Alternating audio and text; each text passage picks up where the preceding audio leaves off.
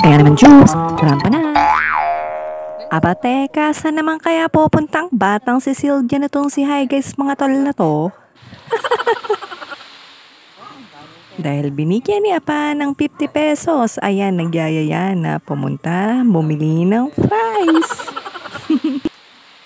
Ano sabi mo kay Apa? Eh, di tuwang-tuwa naman ang bata. Hindi, 25. O, paano yung lakad mo? Paano yung lakad mo pag masaya ka? Papatawa lang ako, okay lang yan. Paano pag masaya ka? Umayos ka. Iba talagang epekto pag libre. Libre eh, ang saya eh. Tara po pag libre! Talaga naman. Bili lang po kasi ako kay Mami ng price, kaya po yan, bibili na po kami. Ay, wala. Pasarado pa yung gabi kasi yan eh. Ano ba yan? Open sila ng Tuesday, Sunday. Ayan, merong mga trip. Parang ano, mga food store.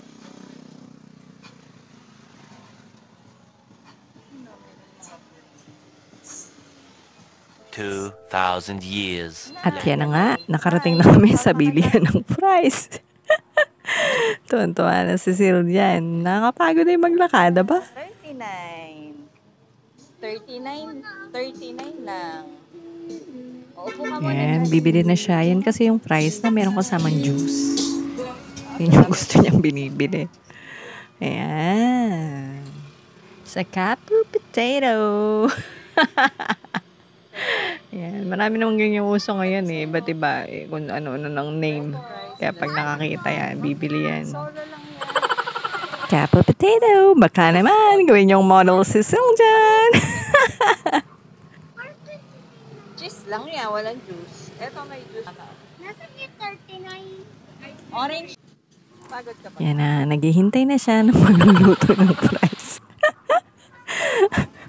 Ayan na, pero lulutuin mo na yan para mainit pa. Ayan, tsaka crispy. Diba, Syljan?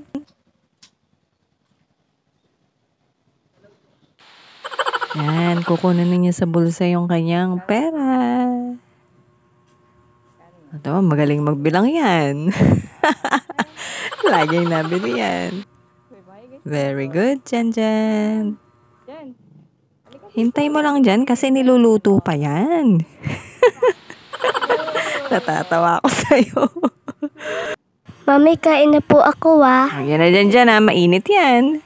Sabi mo, hey guys, mga tol, kain po tayong fries. Wow, ang sarap naman yan.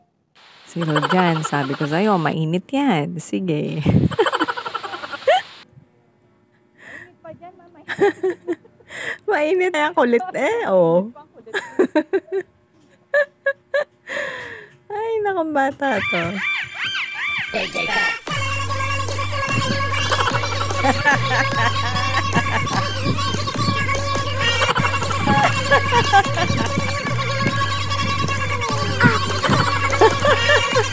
Sabi ko sa'yo, mainit yan eh. Don't forget to like, share, and subscribe. Jubes Kapu Vlog, rampa na!